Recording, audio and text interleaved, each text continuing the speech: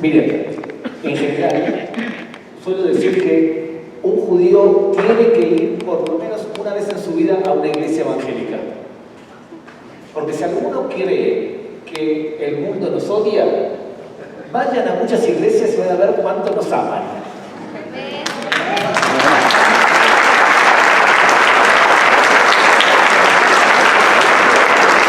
Y hay varios centros que aman al pueblo judío en general.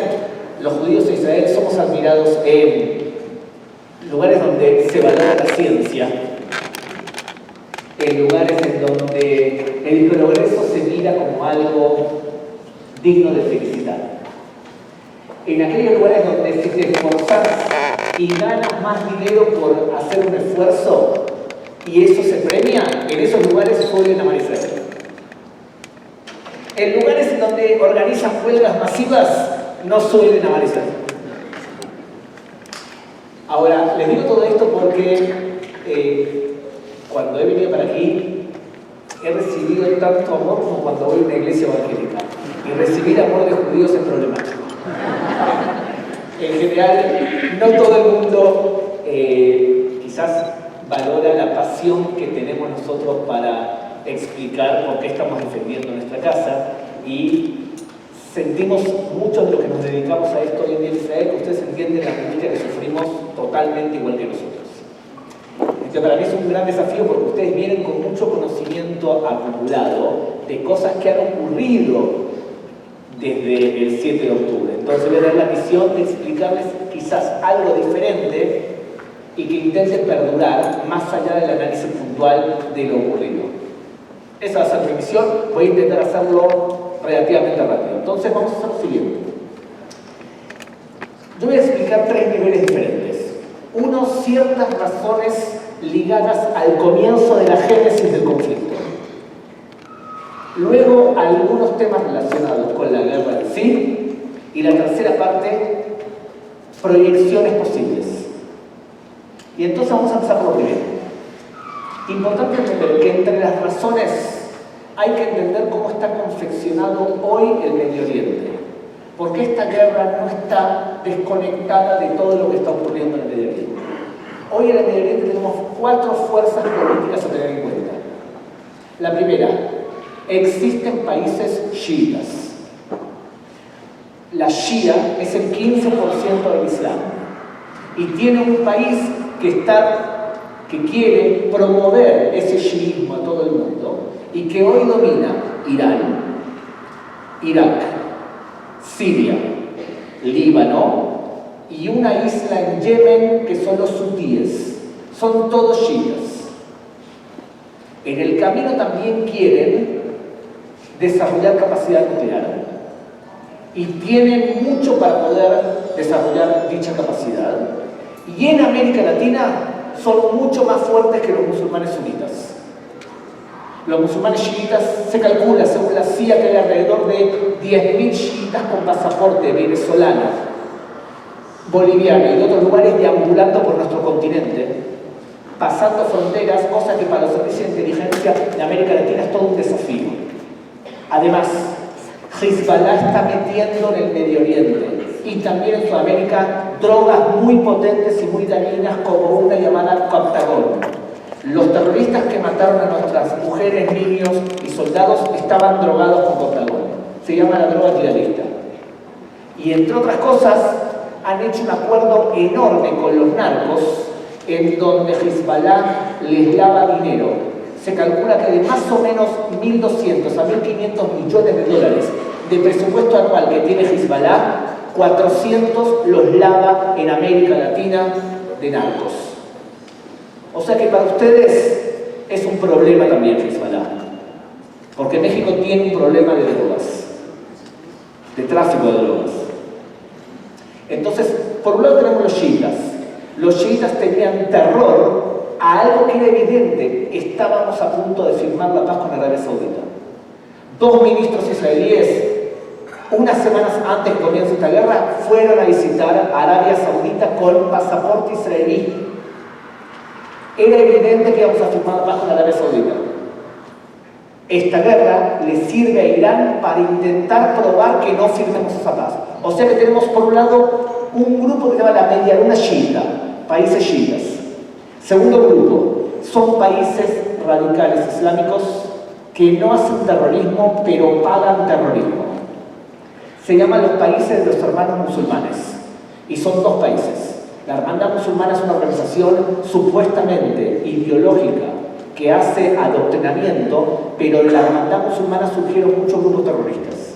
Y los dos países de la Hermandad Musulmana son Turquía y Qatar. Qatar es tan influyente que no solamente pagó a Hamas entre 25 a 30 millones de dólares por mes a Hamas, sino que pagó 4.700 millones de dólares desde el 11 de septiembre hasta hoy en donaciones en universidades norteamericanas. O sea, ustedes quieren ver por qué hay manifestaciones antisemitas en Harvard, fíjense quién pagó las cuentas. Hoy le pregunté a la gente de la Universidad de Anáhuac si viene Qatar y les ofrece 20 millones de dólares por año para cambiar su plan de estudios, y no me respondieron. Yo supongo que quizás lo aceptaría. Hay una frase en árabe que dice: si tú me necesitas, yo te compro. Entonces, son dos países muy radicales. El tercer grupo son movimientos islámicos que quieren un califato religioso. ISIS, Al-Qaeda, Hamas, Hezbollah. Y el cuarto grupo son países sunitas no radicales. Con esos países sunitas no radicales, Israel está firmando la paz. Fíjense que no les dije países sunitas moderados y tampoco les dije países sunitas laicos. Entre paréntesis, porque la laicidad no llegó al Medio Oriente. O sea que las manifestantes aquí cerca que dicen que quieren una Palestina libre, unida, democrática y laica, están bajo el efecto de Coctagón. Porque la laicidad no llegó al Medio Oriente y la democracia menos. Entonces, ¿entendieron los cuatro ejes? En base a estos cuatro ejes, vamos a ver cómo puede desencadenarse eso. Bien, próxima. Tenemos un problema que tiene que ver con Israel, con nosotros como sociedad, y que es un tema quizás que a ustedes les toque de cerca o no. Los israelíes quizás van a estar de acuerdo con esta visión y quizás no. Yo creo que en Israel tenemos un problema que venimos arrastrando desde hace mucho tiempo, y es Haber me vi Haber. Amigo trae amigo. Y tenemos bastiones de poder en Israel muy importantes que son homogéneos. Que aquel que se atreve a decir algo que esté en contra de la doctrina y de lo que todos creemos, no es aceptado porque contradice nuestras creencias.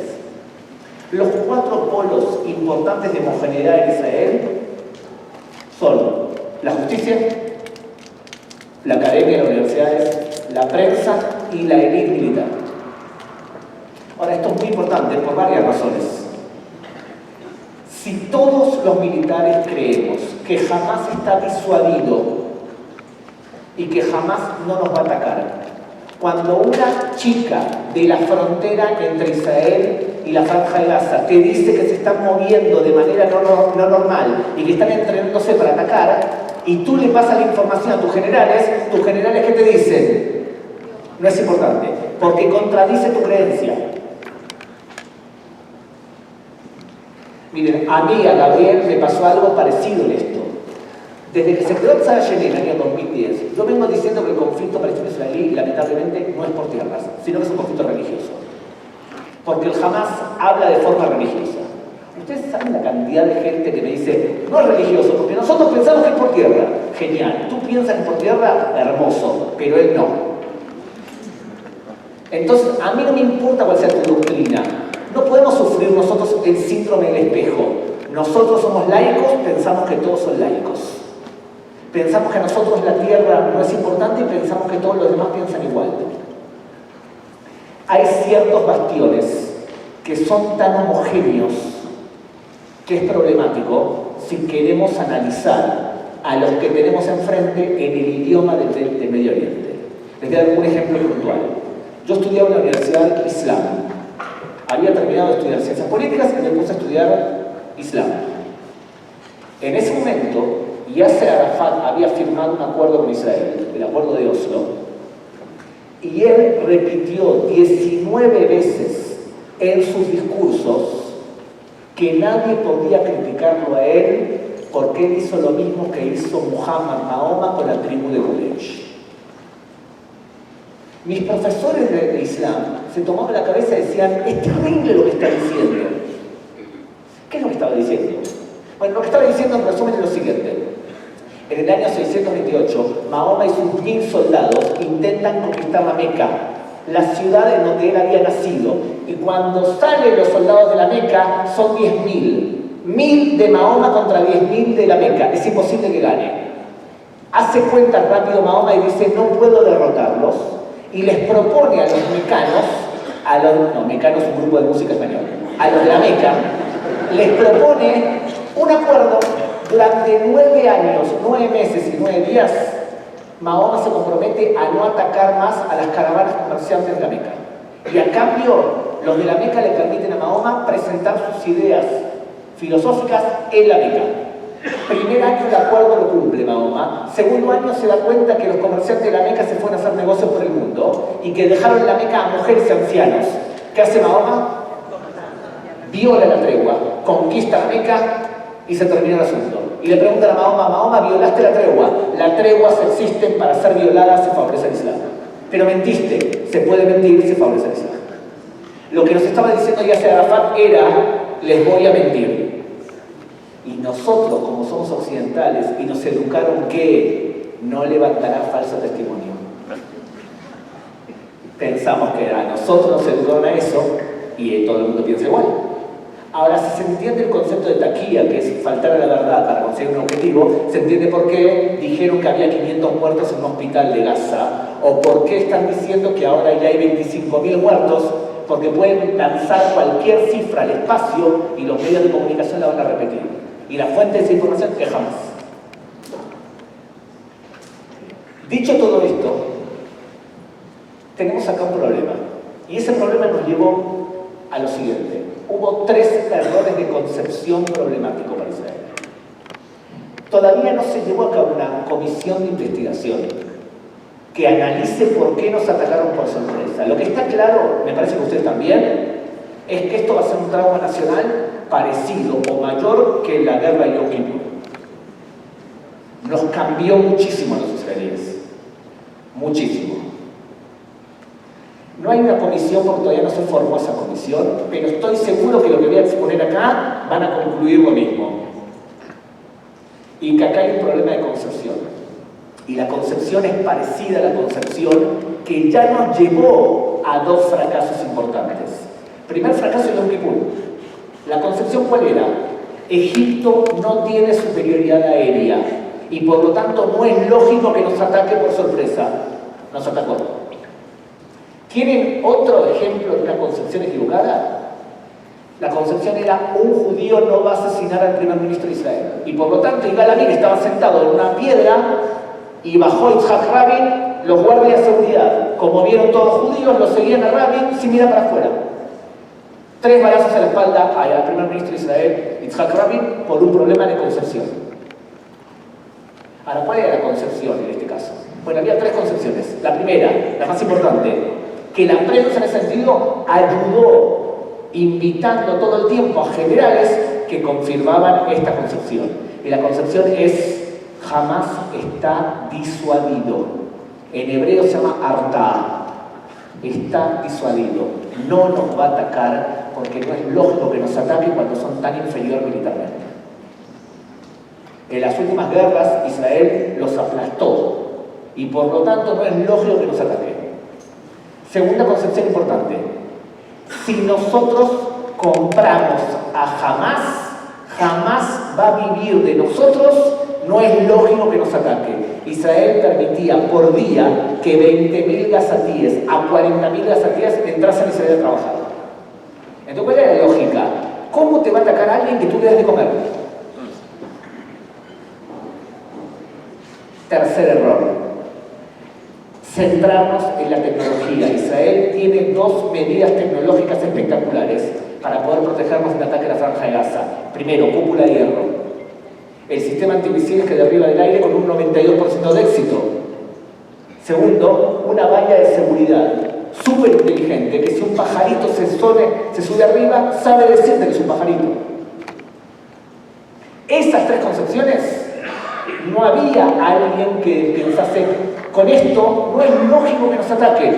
Y mientras que nosotros decíamos, no es lógico que nos ataquen, jamás planificaba un macroatentado durante 5 años. Ahora, ¿cuál era la concepción, no solamente de los militares, también del primer ministro de Israel? La concepción del primer ministro de Israel era la siguiente: yo quiero, como desconfío de la autoridad palestina, y desconfío también del Hamas, y no quiero que se cree un Estado palestino, voy a mantener al Hamas y a la autoridad palestina débiles y separados. Los voy a mantener a los dos separados. Y voy a mantener al Hamas débil, pero no tan débil. Porque si es débil de más, no va a tener alternativa y va a salir una guerra contra nosotros. Si no, la lógica, vamos a mantener al Hamas débil, pero no tan débil. Entonces viene Qatar y dice, quiero pagar a los trabajadores de Gaza y quiero donar 25 millones de dólares, pero no puedo entregar el dinero por transferencia bancaria, porque me van a acusar de apoyo al terrorismo, así que lo voy a entregar en maletas de dinero. E Israel tuvo que decidir si permitía el paso de dinero de Qatar a Hamas. ¿Qué decidió el primer ministro de Israel? Que pase el dinero. Eso también es un problema, porque mientras que Netanyahu y su gobierno pensaban que el Hamas estaba debilitado, no estaban debilitados nada, estaban planificando un atentado. O sea que, ya les digo de ahora, yo creo que termina esta guerra, cuando termine, y es muy probable que la población de Israel pida la renuncia del primer ministro de Israel. Porque al fin y al cabo, él es el responsable supremo de lo que pasó. Por más que no sea el único responsable, es probable también que toda la cúpula militar también renuncie. Los que seguro no van a asumir su parte de la negligencia son la prensa israelí y la justicia israelí. Ellos seguro no van a aceptar la parte de la negligencia, que no es menor, ¿eh? ¿Se entendió esos 3 puntos? 3 puntos de concepción. Próximo. Y entonces vamos al evento en sí. Muy bien. Varias cosas a tener en cuenta con respecto a esto. Ustedes ya saben cuándo empezó el evento, y lo que hizo Israel fue una estrategia de la siguiente. Israel lo que dijo es, ¿tenemos capacidad bélica para empezar una guerra en 3 frentes, quizás en 4? Israel tenía el problema que cuando nos atacaron teníamos que ver si Hezbollah se iba a meter en la guerra, si la autoridad palestina y si Jordania se iban a meter en la guerra, si los árabes en Israel iban a sumarse a la violencia, y si íbamos a hacer una guerra con Gaza y otros más. Podría llegar a ser que se metiese Irán, que para mí desde el principio no era una opción real. Irán no quiere enfrentarse físicamente de forma directa a Israel. No tiene la capacidad bélica para poder hacerlo. Prefiere que los proxies hagan el trabajo sucio y dejar que los hutíes, Hezbollah, Hamas hagan el trabajo que ellos no quieren hacer. Primer problema para Israel, no tenemos suficientes municiones para hacer varias luchas a la vez. Segundo, nuestros soldados no están armados suficiente y entrenados para este tipo de guerra. Fíjense que cuando empezó la guerra, empezaron a circular por muchos lugares que nuestros soldados no tenían chalecos antibalas. Y ustedes se movilizaron juntando dinero para poder comprar lo que les faltaba. ¿Estamos de acuerdo? Ahora piensa lo siguiente, no es que somos todos locos en Israel. Lo que pasa es que si cada año se enrolan 90.000 reservistas y de pronto empieza la guerra y se enrolan 260.000, no tenías ropa para todos. Porque no estamos acostumbrados a esto. Entonces tuvimos que adaptarnos y por suerte el gobierno de Israel hizo 2 cosas buenas. Una, gobierno de unidad nacional. Estamos todos juntos en esto. Segundo, lo hizo tranquilo. Permitió que el mundo hablase mucho tiempo a favor de Israel, lo que había hecho Hamas, y permitió que nuestros soldados se entrenasen antes de entrar a la franja de Gaza. En vez de entrar como un elefante en un negocio de cerámica, entramos despacio. Eso para mí fue una gran acción del Estado de Israel como respuesta. Y lo que hicimos fue lo siguiente: atacamos primero la parte norte, debilitamos al Hamas en Gaza City, casi lo neutralizamos físicamente, y ahora estamos trabajando en la parte sur con menos soldados, pero este es el bastión importante que tienen los líderes del Hamas. O sea que estamos trabajando acá. Eso hace que perdamos más vidas de soldados israelíes, porque tienen que ir casa por casa y túnel por túnel. Y el objetivo de Israel era dos. Primero, liberar a los rehenes a la mayor cantidad posible por la fuerza. O sea, la lógica de Israel es: presionemos al Hamas, derrotemos al Hamas y el Hamas va a pedir cese de fuego. El Hamas pide cese de fuego, te damos silencio a cambio de rehenes. ¿Está bien la lógica? Ahora bien, Hamas te pide: sí, pero yo quiero un cese de fuego total. Israel le responde: de ninguna manera. Yo quiero que el cese de fuego después sea un cese de fuego total. Israel le dice: no, termina el cese de fuego, volvemos a atacar. Hoy el Hamas estaría, dice él, dispuesto a una negociación con Israel si Israel lo que hace es liberar a todos los que atrapamos hasta ahora y parar el fuego completamente y retirarnos de la franja de Gaza. Ayer el primer ministro de Israel le dijo en yiddish: Gay Camel. De ninguna manera. Ahora, el objetivo de Israel es liberar con la fuerza a los rehenes. Y de otro lado, el objetivo declarado de Israel es sacar al Hamas como amenaza física y gubernamental de la franja de Gaza. No es eliminar al Hamas, porque es imposible algo así. Tú no puedes eliminar una ideología. Hamas es una ideología, igual que ISIS es una ideología. Por lo tanto, eliminar una ideología es problemático. Eliminar la manifestación física de esa ideología es un poco más complejo, es un poco más fácil. Primer logro de Israel: mantuvimos Cisjordania hoy hasta ahora con un nivel de tensión relativamente bajo. Segundo, mantuvimos a Hezbollah por ahora sin entrar en la guerra. Y nos concentramos acá.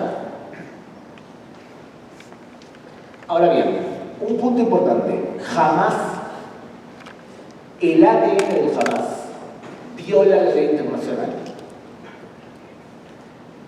Cuando un gobierno imaginario dice que apoya la demanda de Sudáfrica en contra de Israel, cualquier gobierno del mundo que se les ocurra, ¿verdad? Suena raro cuando ese mismo gobierno no dice que jamás seguro viola la ley internacional y debe ser sometido a un juicio por violación de las leyes de guerra. Y les digo nomás 4 variables a tener en cuenta. Primero, que está violando 21 convenciones internacionales. Pero además hay 4 cosas que seguro hace: esconderse detrás de civiles adredes utilizando escudos humanos como escudos humanos civiles, es violar la ley de la guerra. No puedes hacer eso, estás violando la ley de la guerra. Segunda cosa que hace el Hamas siempre: disfrazarte de civil. Si una persona es militar y hace acciones bélicas, debe disfrazarse de militar para ser diferenciado de los civiles. Si tú te disfrazas de civil, estás violando la ley de la guerra. Por eso los ejércitos tienen uniformes. Tercera cosa que hace Hamas, que es una violación a la ley de la guerra: utilizar edificios civiles para hacer acciones bélicas es violar la ley de la guerra. Tú no puedes meter túneles abajo de hospitales, no puedes disparar desde escuelas de la UNRWA, no puedes disparar desde un edificio civil. Estás violando tú la ley de la guerra. Y cuarto, tú no puedes disparar adrede contra civiles del otro lado. Estás violando 4 veces la ley de la guerra. Es por eso que yo creo que Israel lo va a hacer, espero, demandar a todos los líderes del Hamas y a los que lo ayudaron. Entre ellos espero que también sea la UNRWA, la ONU, por crímenes de guerra. Porque seguro hicieron crímenes de guerra, pero hay que demandarlos. Esto fue la acción bélica que tuvimos hasta ahora. ¿Seguimos uno más? Muy bien. Después de un tiempo, de las acciones bélicas de Israel, empezaron a aparecer algo que ustedes viven un poco menos que otros países. La verdad es que el nivel de manifestaciones anti-israelíes en México es menor que en Europa y en otros países. Sea porque el mexicano no sabe lo que pasa en el Medio Oriente o por un excelente trabajo que hace vuestra comunidad, tribuna, comité, como quieran llamarlo. Puede ser la razón que sea. Lo cierto es que ustedes tienen menos manifestaciones de lo que tienen otros países. No significa que tengan menos antisemitismo, pero sí claramente que tienen menos manifestaciones. Y lo que nosotros vemos es que esta guerra ha disparado cosas que nosotros pensábamos que estaban ocultas y que ya no eran relevantes. Y eso nos crea mucha angustia. Principalmente ustedes que se criaron con esa experiencia de la Shoah, en donde ser judío tenía sus peligros, y nosotros pensábamos que ser judío moderno no era un peligro en absoluto. Y de pronto vemos que aquellos que fueron influidos por los nazis, o sea, el Hamas, cuando en el miércoles le da una charla sobre la influencia nazi de la ideología de Hamas, que es muy grande la influencia nazi. Aquellos que fueron influidos por la ideología nazi intentan hacer con nosotros lo mismo que hicieron los nazis. Una aclaración, Hamas y los nazis no son iguales, claramente. ¿Pero por qué no son iguales? Principalmente porque los nazis tenían el objetivo de eliminar a los judíos de la faz de la tierra, incluso a los niños, y tenían la capacidad para hacerlo. Jamás quieren eliminar a los judíos de Israel, y algunos dicen de la diáspora también, pero no tienen la capacidad para hacerlo. Tuvieron la capacidad durante 7 horas, y fíjense lo que hicieron. Pero no es verdad que tengan la capacidad para hacerlo. Por suerte el Estado de Israel se defiende. Sí, cometimos un error enorme al dejarnos atacar de la forma que nos atacamos. No significa que seamos un país débil. Más aún, me atrevo a decir algo. El pueblo de Israel demostró durante esta guerra que es mucho más fuerte que el gobierno de Israel.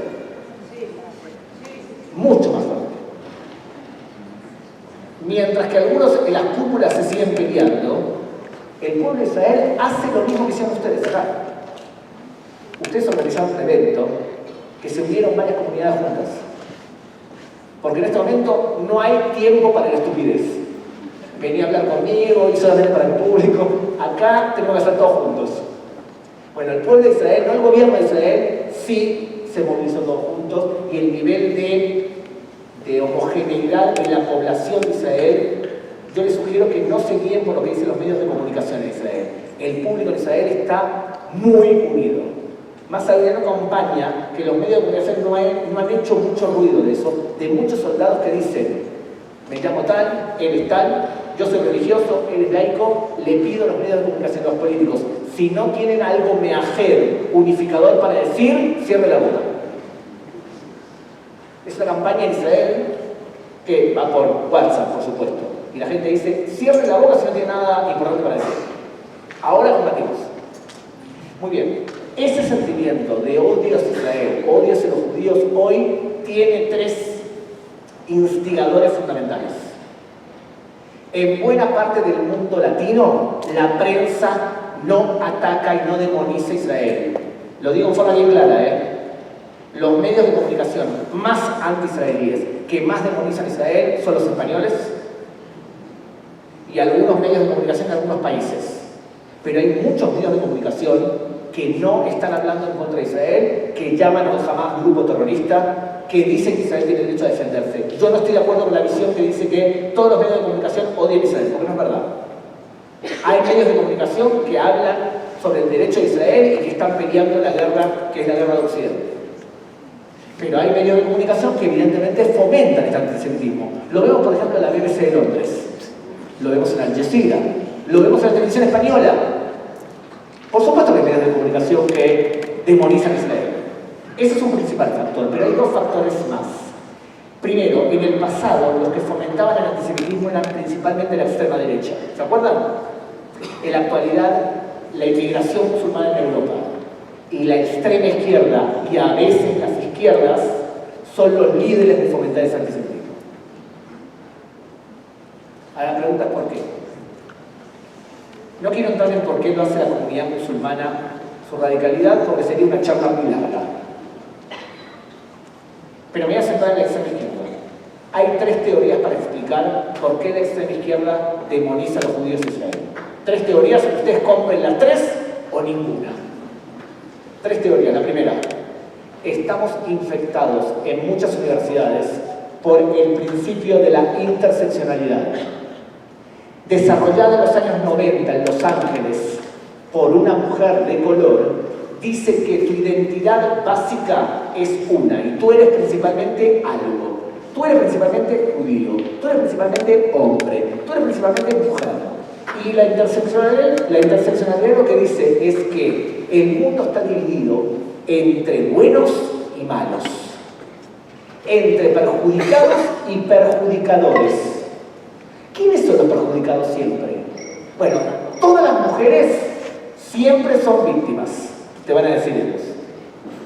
Todos los grupos LGTB+, siempre son perjudicados. Todas las personas de color siempre son las perjudicadas. Todos los palestinos siempre son pobres. ¿Y quiénes son los malos de la película?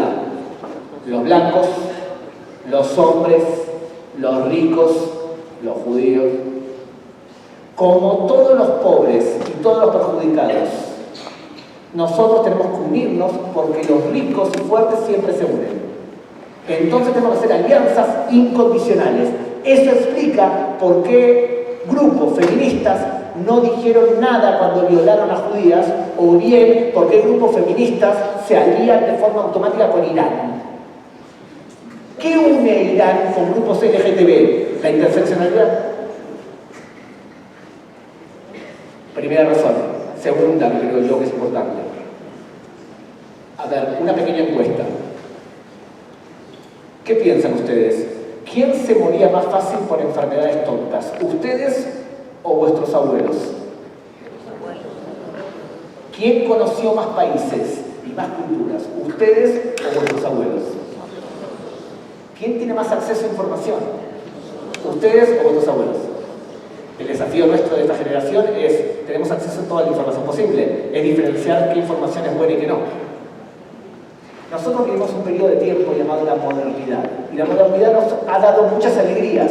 Un gobierno modernista de centro derecha va a hacer cambios en la estructura, respetando lo que logramos como humanidad, pero haciendo correcciones para que haya más competitividad, por ejemplo. Y un gobierno modernista de izquierda va a hacer cambios para que haya más justicia social, pero va a mantener la estructura de lo que logramos.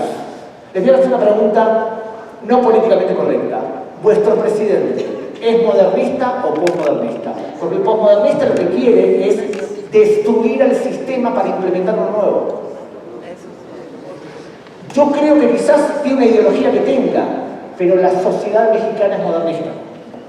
Por más que, lo voy a hacer más fácil, Boric en Chile es postmodernista, la sociedad en Chile es modernista. No lo van a dejar hacer lo que le gustaría hacer si pudiese. Entonces, ¿qué